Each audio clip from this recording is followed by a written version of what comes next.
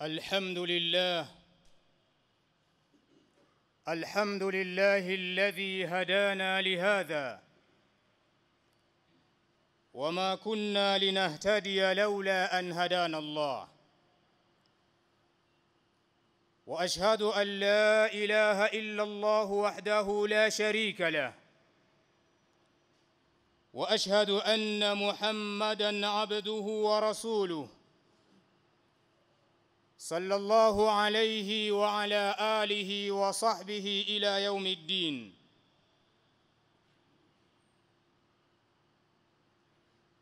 أحبتي في الله، أوصيكم وأوصي نفسي بتقوى الله تعالى وطاعته، فقد فاز من اتقاه. Ndugu katika iman, baada ya kumshukuru Allah subhanahu wa ta'ala, lakini pia kuzitaka sala na salam zimwendee kiongozi wa umma Nabii Muhammadin sallallahu alayhi wasallam, nitumie fursa hii kukuhusieni pamoja na kuihusia nafsi yangu juu ya kumcha Allah subhanahu wa ta'ala. Ndugu zangu katika iman, i'lamu anna alwudu'a taharatun lidh-dhahir wal-batin wa huwa alamatun min alamati al-iman lil-'abd al-mu'min وحرص المسلم على هذه الشعيرة العظيمة طريق لعلو درجته ومنزلته في الدنيا والآخرة. ndugu zangu waislamu, tufahamu ya kwamba ibada ya udhu ni usafi ambao anakuwa nao Muislamu, lakini ni usafi wa nje yake, lakini pia ni usafi wa ndani yake, yani moyoni mwake. Lakini huu udhu ambao tunauzungumza ni alama miongoni mwa alama za iman kwa mja ambaye ni mu'min. Lakini pia Muislamu kadiri anavyojitahidi kupupia ibada hii ambayo ni tukufu, ambayo ni kubwa, wakati huo huo afahamu ya kwamba anaendea njia ambayo itamuweka level ya juu na itampa daraja la hali ya juu katika dunia yake na akhira yake. Ndugu zangu waislamu, hutuba yetu ya leo tunazungumza kunako alwudhu, na hii inatokana na baadhi ya dhana za baadhi ya waislamu. laqad dhanna ba'd almuslimin anna alwudu'a amrun hayyin wattakhadhuhu yasira falam yuqaddiru lahu qima wa nasu anna alwudu'a shartun li sihhati as-salah. Tunazungumza maudhui hii ni kwa sababu ya baadhi ya waislamu ambao ni waswaliji wamefikia level ya kuona udhu ni jambo jepesi, halina umuhimu. Baada ya kufikia level hiyo, wakalichukulia kiwepesi, wakaliona ni jambo dogo, falam yuqaddiru lahu qima, hawakuweka kipaumbele kwenye udhu. Lakini hali hiyo ni kutokana na kusahau kwao ya kwamba udhu ni ibada kama ibada zinginezo, lakini udhu ni sharti miongoni mwa masharti ya kusihi sala. Lakini pia wakafikia hatua ya kusahau amri ya Allah subhanahu wa ta'ala ambayo ameielekeza kwetu sisi waumini wa Kiislamu, ambao Allah subhanahu wa ta'ala anawataka waja wake waumini kabla ya kuiendea sala wahakikishe wamejitaharisha, wameondosha uchafu, wamechukua udhu, tena udhu ambao uko sawa sawa. Lengo ili wawe mbele ya Allah subhanahu wa ta'ala wakiwa katika hali ya safi na tahara, katika hali ya unadhifu. Ndio maana Allah subhanahu wa ta'ala akasema ndani ya Qur'an, ya ayyuhalladhina amanu idha qumtum ila as-salah faghsilu wujuhakum wa aydiyakum ila al-marafiq wamsahu bi ru'usikum wa arjulakum ila al-ka'bayn. Allah subhanahu wa ta'ala katika aya hii amewaita waja wake kwa sifa ya iman, enyi ambao mmemwamini Allah subhanahu wa ta'ala,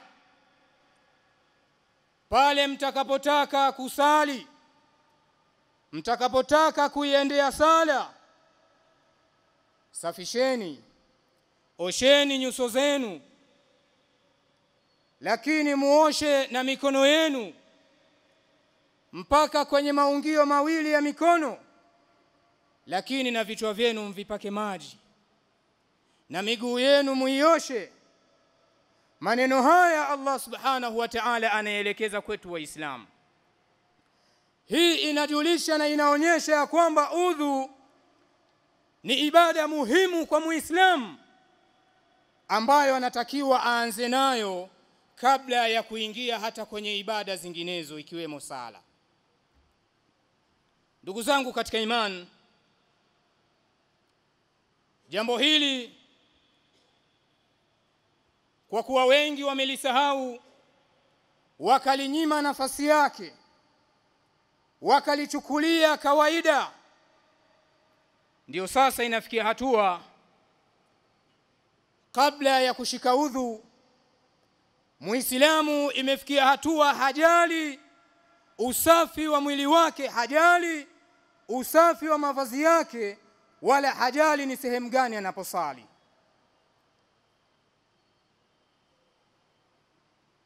Waislamu tumefundishwa na tumepewa maelekezo na mtume wetu Nabii Muhammad sallallahu alayhi wasallam, hata katika taratibu za kukidhi haja tumeelekezwa na Nabii Muhammad alayhi salatu wassalam, ili Muislamu aendelee kuwa safi wa muonekano, lakini ili aendelee kubakia safi katika moyo wake. Kwa hivyo ndugu zangu katika imani, udhu ni dalili miongoni mwa dalili za imani. Yani kadiri Muislamu anavyojitahidi kuwa makini na udhu, anavyojitahidi kuwa na kudumu katika udhu, hii ni dalili miongoni mwa dalili za imani kwa Muislamu. Katika hadithi ambayo ameeleza Nabii Muhammad sallallahu alayhi wasallam, hadithi ambayo imesimuliwa na Thauban radhiyallahu anhu, lakini ameisahihisha mwanachuoni Al-Albani rahimahullahu ta'ala. Mtume sallallahu alayhi wasallam anasema, la yuhafidhu ala alwudhu'i illa mu'min, hadumu na hajikiti vizuri mtu ambaye atadumu katika udhu, yakawa anaupa kipaumbele, anafahamu ya kwamba nayo ni ibada kama ibada zingine, akawa yuko makini. Mtu atakayedumu katika hali hii, kila anapotengukwa na udhu anaharakia kwenda kuchukua udhu na kujiweka katika hali ya tahara.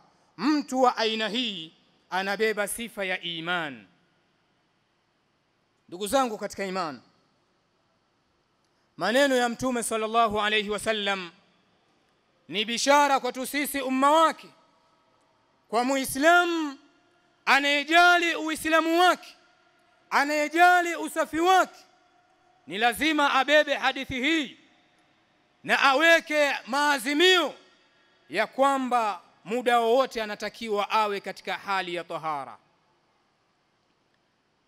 lakini awe katika hali ya usafi wa mwili, usafi wa mavazi, usafi wa muonekano,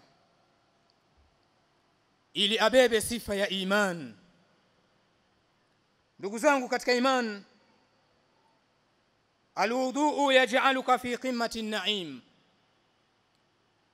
Udhu, ile hali ya muislamu kudumu kuwa na udhu, inampelekea afikie daraja la juu la neema za Allah subhanahu wa ta'ala, jambo ambalo tunalisahau, jambo ambalo tumeliweka nyuma ya migongo yetu.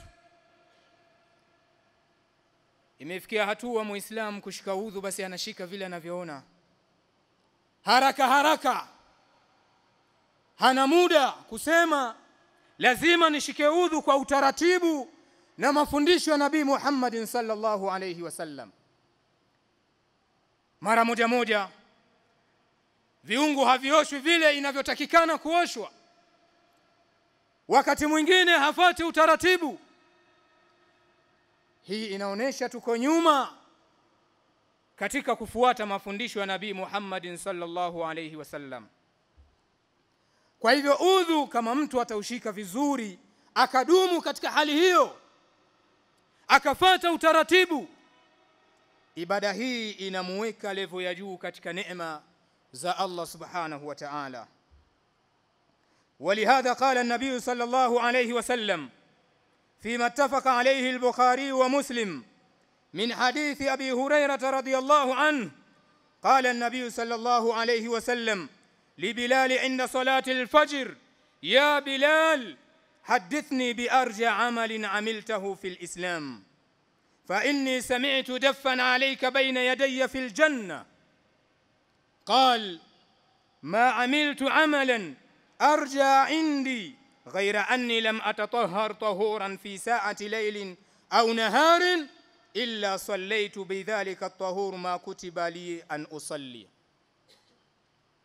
Hadithi sahihi, Mtume sallallahu alayhi wasallam kuonesha ya kwamba udhu una daraja la hali ya juu kwa muislamu. Lakini miongoni mwa masahaba waliodumu na ibada hiyo ni sahaba wa Mtume Abu Huraira.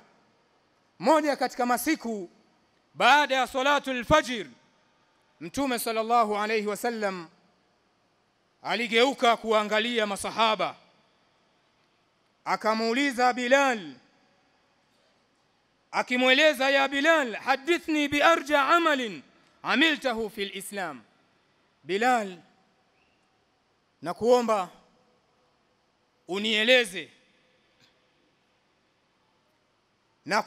unieleze ni ibada gani kubwa ambayo umekwisha ifanya katika Uislamu, ni ibada ipi?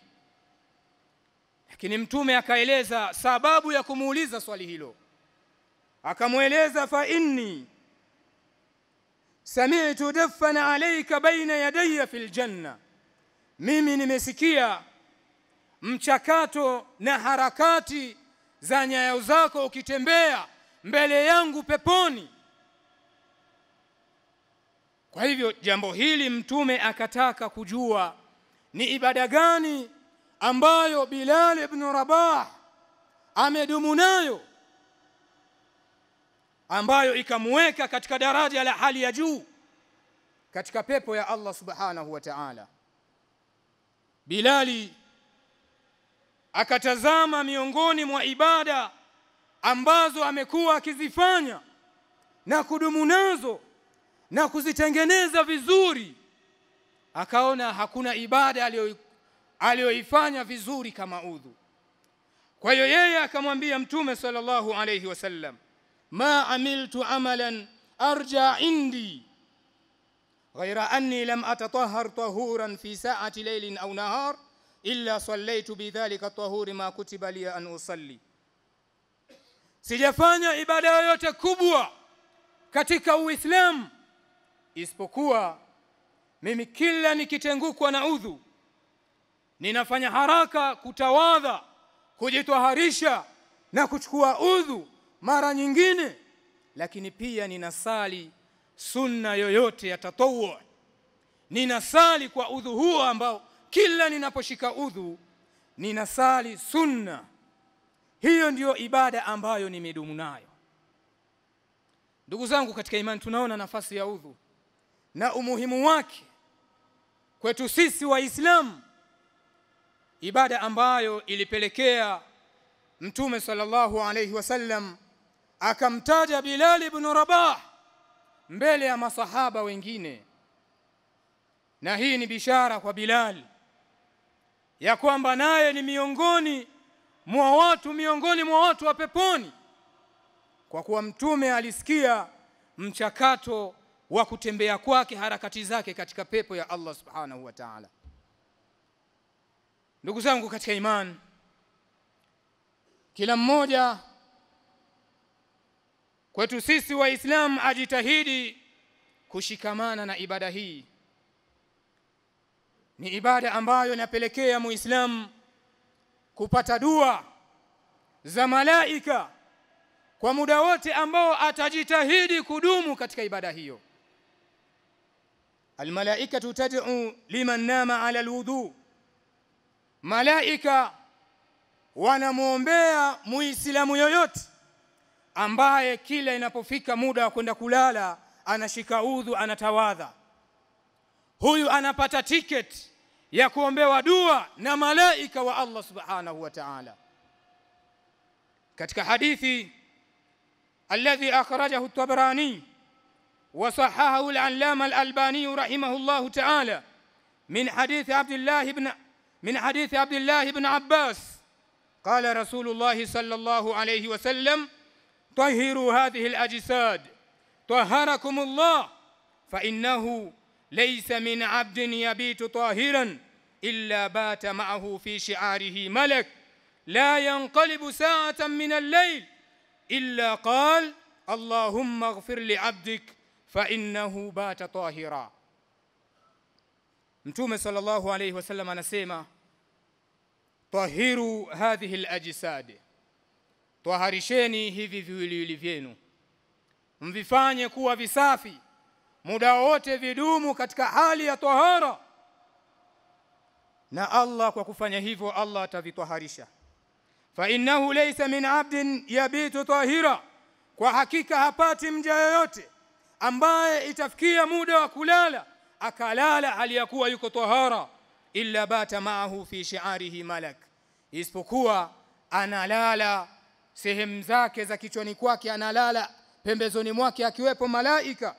La yanqalib, hajigeuzi mtu huyo wakati amelala, sa'atan min al-layl, wakati wowote wa usiku, illa qal, isipokuwa yule malaika huwa akisema Allahumma ighfir li 'abdik, ewe Allah msamehe mja wako fulani, fa innahu bata tahira, kwa hakika yeye amelala akiwa ni msafi. Ndugu zangu katika imani, tunaona daraja la udhu, lakini tunaona faida ambazo zinapatikana katika udhu. Udhu ambao tunakwenda kurashia kulingana na harakati za kimaisha. Wapo baadhi ya Waislamu wanaona kwa namna harakati ya maisha zilivyowabana hawana muda hata kutengeneza udhu wao vizuri. Lakini hii ndiyo ibada ambayo tumeiacha, lakini nafasi yake ina malipo makubwa kwa Allah subhanahu wa ta'ala. Kwa hivyo kwa wakati huu nitumie fursa hii kukuombeni kurudi katika kutengeneza udhu wetu vizuri. Tuwe na utaratibu mzuri.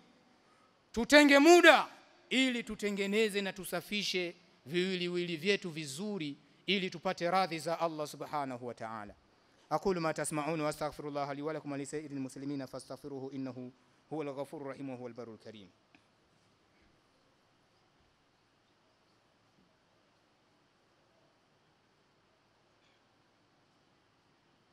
Alhamdulillahi rabbil alamin wal aqibatu lil muttaqin wala udwana illa ala adh-dhalimin.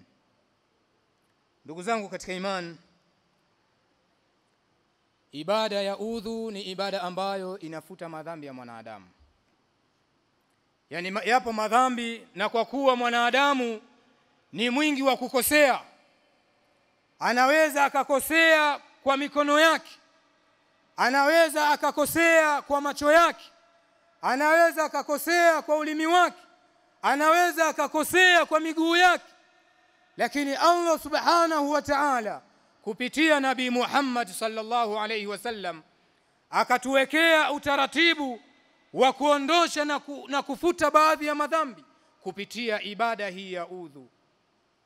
Faludhu yukaffiru alkhataya wadhunub lihadithi Rasulillah sallallahu alayhi wasallam min hadithi Abi Hurairah alladhi akhrajahu al-Imam Muslim. Udhu ndugu zangu katika imani unafutilia mbali baadhi ya madhambi.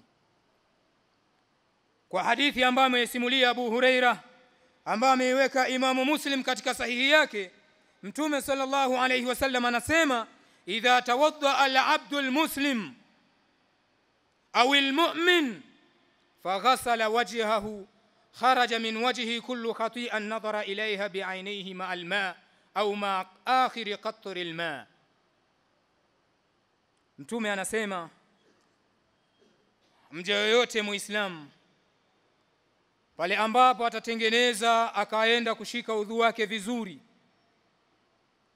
ikifikia hatua ya kuosha uso wake akaosha uso wake, Mtume anasema kharaja min wajhihi, yanaondoka usoni mwake, yanafutika usoni mwake, kullu khati'a, kila makosa, nadhara ilaiha bi'ainaihi ma'al ma', kila makosa ambayo yalipatikana kutokana na macho yake kuyatazama yanaondoshwa pamoja na yale maji ambayo muislamu anashia udhu. Au ma akhir qatr al-ma', au madhambi ya usoni mwake yanaondoka kwa kumalizika tone la mwisho wakati wa kushika udhu, wakati unapoosha uso wako. Hivyo hivyo katika mikono, anapoosha mikono yake, Mtume sallallahu alayhi wasallam anasema muislamu anapoosha mikono yake wakati wa kushika udhu, madhambi yaliyochumwa na mikono yake yanaondoka pamoja na maji yale yanayoshikia udhu. Lakini vile vile anapoosha miguu yake, tazameni ujira au faida kubwa ambazo zinapatikana katika ibada hii. Ibada ambayo inatutenga, inatufanya tuwe wazuri, inatufanya tuwe wasafi, inatufanya tuwe vipenzi wa Allah subhanahu wa ta'ala, kwani Allah subhanahu wa ta'ala anapenda watu wasafi.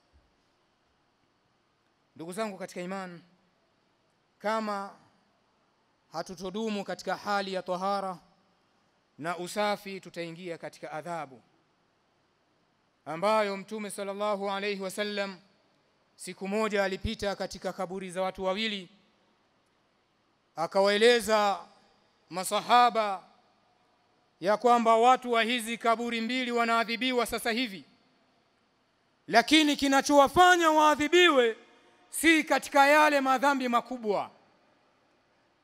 Yani wao wanaadhibiwa hadi sasa hivi wanaadhibiwa, lakini si kwamba walikufa ni washirikina, si kwamba walikufa ni wachawi, waliua watu, wakala riba, wakafanya yale madhambi makubwa makubwa. Hapana. Mtume anasema hawaadhibiwi kwa sababu ya kufanya kwao yale madhambi makubwa. Mtume akasema mmoja katika watu wa haya makaburi mawili kazi yake ilikuwa ni mwingi wa kusengenya, kuwasema watu. Unamsema mtu vibaya, akasema hii ndiyo sababu mtu mmoja katika hizi kaburi mbili anaadhibiwa. Lakini akasema na mtu mwingine anaadhibiwa katika moja ya hizi kaburi mbili kwa sababu ya kuto kujilinda na kujistiri kutokana na mkojo wake. Yani anapokwenda haja hatazami ni vipi anajistiri, anajilinda na kujihifadhi ili asije akatapakaa. Hichi ndiyo kitendo ambacho kinapelekea hadi sasa hivi wanaadhibiwa katika kaburi zao. Ndugu zangu katika imani, masala ni mengi, lakini turudi katika udhu, turudi katika ibada kwa kutafuta radhi za Allah subhanahu wa ta'ala, lakini kwa kufuata mafundisho ya Nabii Muhammad sallallahu alayhi wasallam. Na kwa kufanya hivyo tutakuwa katika kikosi cha Mtume Muhammad sallallahu alayhi wasallam. Ninamwomba Allah subhanahu wa ta'ala anijalie mimi na wewe tuwe miongoni mwa wafuasi wazuri wa Mtume Muhammad sallallahu alayhi wasallam. Amin. Inna Allaha malaikatahu yusalluna ala nabi ya ayyuhalladhina amanu sallu alayhi wa sallimu taslima. Allahumma salli ala Muhammad wa ala ali Muhammad kama sallaita ala Ibrahim wa ala ali Ibrahim innaka Hamidum Majid. Wa barik ala Muhammad wa ala ali Muhammad kama barakta ala Ibrahim wa ala ali Ibrahim innaka Hamidum Majid. اللهم اغفر للمؤمنين والمؤمنات والمسلمين والمسلمات الأحياء منهم والأموات إنك سميع قريب مجيب دعوات يا رب العالمين. ربنا آتنا في الدنيا حسنة وفي الآخرة حسنة وقنا عذاب النار وعذاب الدين وعذاب القبر وارزقنا النظر إلى وجهك الكريم برحمتك يا أرحم الراحمين. وقوموا إلى صلاتكم يرحمكم الله.